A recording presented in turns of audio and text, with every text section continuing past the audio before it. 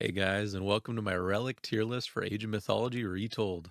In total, there are 56 different types of relics that you can pick up in a ranked match, so I wanted to break down each tier in terms of how worth it is to pick up each type. And so in this tier list, we're actually going to rename the tiers. F tier will be changed to Not Worth, and D tier will be changed to Rarely Worth, and C tier will be changed to Just Meh, and B tier will be changed to Worth if it's close by, and A tier will be changed to Worth Getting, and then S tier will be changed to Would Fight to the Death Over.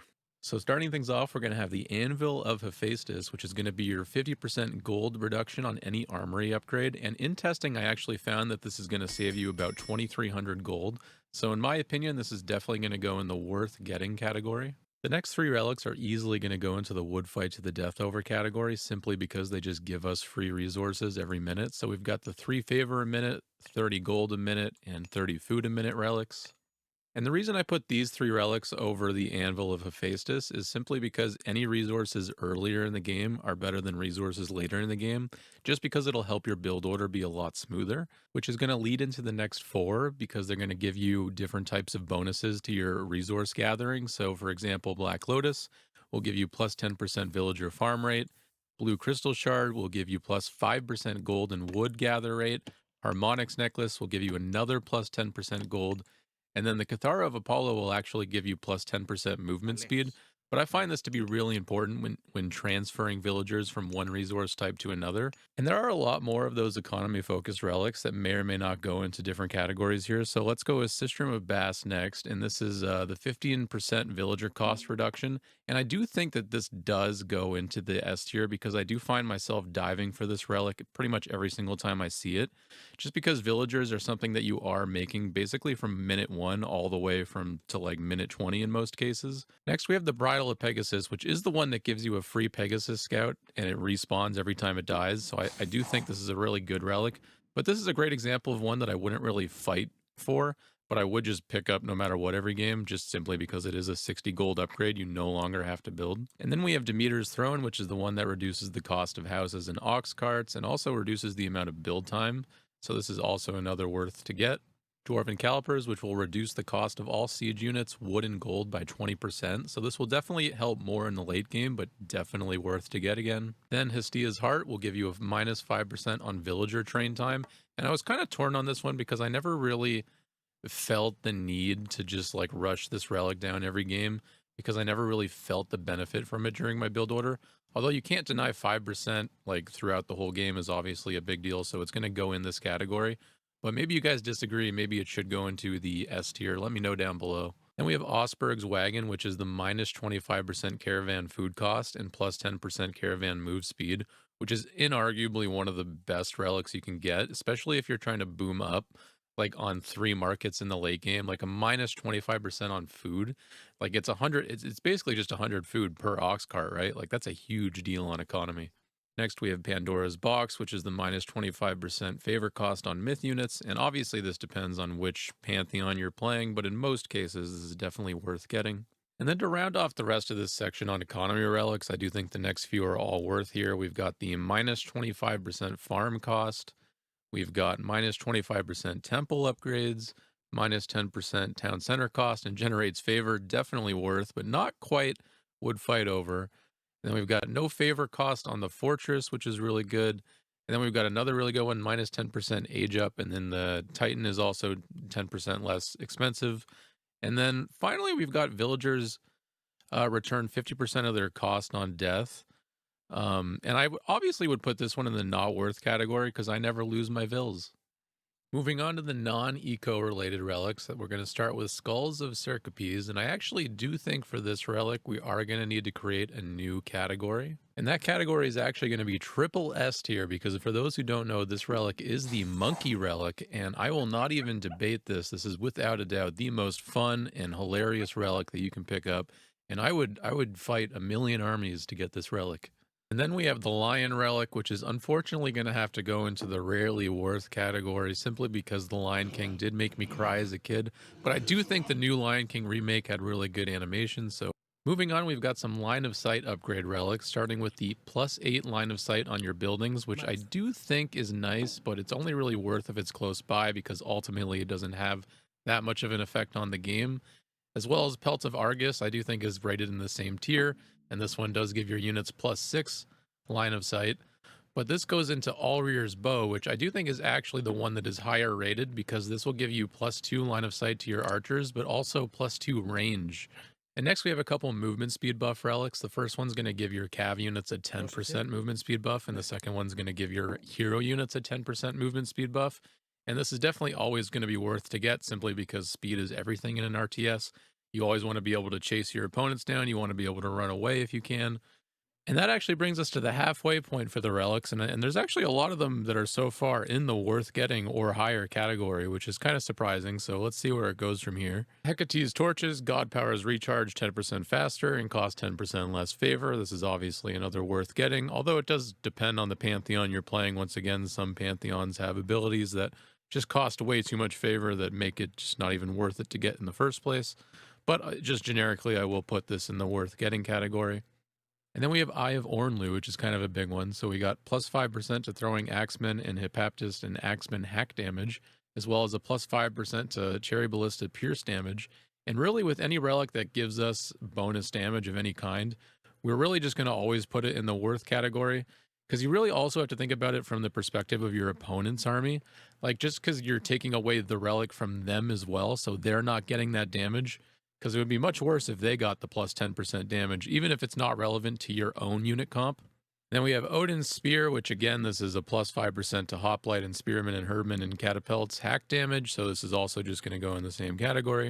And then we have Scales of Echidna, which is actually going to be an eco one that we missed from earlier, apparently. So it's going to be -15% myth unit food, wood, and gold cost. Wow. So I definitely would put this in the top of the worth getting category. And then we've got a couple that I really like as a Greek player, because as Greek, you get a couple heroes really, really early on in the game. So the next two, first we got the +10% hero lifesteal, and then we've got +100% hero bonus damage versus myth units. And this has just undeniably come in handy in like 100 different scenarios that come to mind so far. So definitely top of the worth getting category as well. Staff of Dionysus, which will give us a 0.5 HP villager regen rate. And I can joke again and say I don't lose my vills, but realistically here, like, it is a good relic to get. It's not very high at the top of the worth getting list for me, simply because you never intend to take massive amounts of vill damage in a game, but it's definitely been a helpful relic that should be something you get if you have time in a match. Another big one, the Scarab Pendant, and this one's going to give you +20% crush damage to Scarabs, Colossus, Mountain Giants, Behemoths, Velopolis, Portable Rams, Siege Towers, and Fire Siphons. And of course, that one's also going to be worth getting. And then Eye of Horus is going to give you +4 population for each town center. And this one really is not at the top of the list. Going to be one of the few here that's going to go in the worth getting if it's close by. Because definitely in the late game, if you're like up 3 base, like, you're going to get a nice little chunk of units in the late game. So it's not something you should sleep on, but it's definitely not something that I view as a priority. Next, we have Thundercloud Shaw, which is a -5% to human and hero pierce vulnerability, which essentially is the same thing as just having your opponent's archers do 5% less damage. So it's the same thing as any other of these damage doing relics, but just on the other end of it. So that's always going to go into the worth getting category. And then you have Scales of Catoplebus, which is an even bigger one, which is -15% myth unit pierce vulnerability. So that's actually going to go even higher up in the category, I think, maybe somewhere around there. And then we have Armor of Achilles, which is a -5% infantry hack vulnerability, which isn't much, but once again, it's very important that you prevent your opponent from being able to get that too. Then Canopic Jar of Imstity, which is a -25% training time relic. And I got to be honest with you guys, like, I just don't think AoM units take that long to train in general. And unless you're really thinking about getting the upgrades, which I don't really personally get until I'm like into age 4, I really just think this is going to be in a worth if it's close by situation. Next up, we got Text of Imotep, which is going to give us buildings are constructed 10% faster. And I'm actually going to put this one in the worth if it's close by category. Honestly, because I think buildings don't really get that much from 10%. Maybe if it was 25%, I'd be more inclined, but 10% just feels like you'd get like a little bit off your town center. And then if I think about traveling across the entire map to pick up this relic, like, especially if you're playing a race where you like need your hero unit, it just doesn't seem as worth unless it's like kind of close to your temple to begin with. And then we have Tusk of the Iron Boar, which is plus 10% cavalry hit points, and that's easily going to go high up in the worth category. And then Tale of Cerberus, which is a minus 25% myth unit special attack recharge time relic, and this is also going to easily go moderately high up into the worth category. And then Blanket of Empress Zoe is a minus 10% building crush vulnerability, which I got to be honest, this is going to be our first meh relic. And I think the reason for this is going to be that siege units in general just do a lot of damage. And I've never really had one of my buildings die to siege units and then been like, wow, I really wish that died 10% faster. Like this seems like another case of like, if it was 25%, then I'd be very interested. But 10% I just kind of meh. Last 11 relics, guys, almost there. And then the next three are really not any good either. So we got Arrows of All Fair, which is a plus 20% building damage relic. And again, I just put this in kind of the meh category. Like, it would be helpful. Like, I'm sure your town center might kill another unit, or your castle might kill a couple extra units in a fight, but it's really not something that interests me. Then Trojan Gate Hinge, which is plus 20% wall hit points, and this one is really not any more appealing to me. Like, really, I just put this in not worth. Maybe you guys disagree and it should go higher, but I mean, the next one too, Adamantite Shingles, plus 200% house hit points and plus 100% manor hit points. Like, I just really don't care. Houses are so cheap. Like, maybe the manor is okay, but the houses I just never really care about. Even for some civs, like the houses are free, so it just really doesn't matter. And then Archimedes Ledger, which is a siege unit's -1 population. And truly, I would almost make an even lower tier here. I'm just going to put this in not worth. Like, same reason as the last one. I just think houses are cheap. And even in the late game, like you're the most amount of siege units I've ever built are like 5 or 6. Like, is it really worth 5 or 6 population in the late game? Maybe if you're super high ELO, but for me personally, I just haven't noticed any benefit from it. Just as a behind the scenes, by the way, this has been like 90% of making this video. How do you go about pronouncing his name, though? Archimedes, you do. Next up, we've got Pygmalion Statue, which is a plus 40% villager hit point, and I think this is pretty decent. If it was close by, absolutely, this can come in handy if you're getting harassed. And then Fetters of Fenrir, which gives you plus 20% villager damage, and at the moment, I'm actually not that fond of using my villagers to attack, just because there's no A move command yet, but there's a yet there because they're actually adding that in the next patch, I believe. So for now, I'll put this in the meh category, but once we get a move for Vils, absolutely worth if it's close by. Might even just be worth in general. Nose of the Sphinx, which is a plus 15% building hit points, and again, going to put that in the not worth category.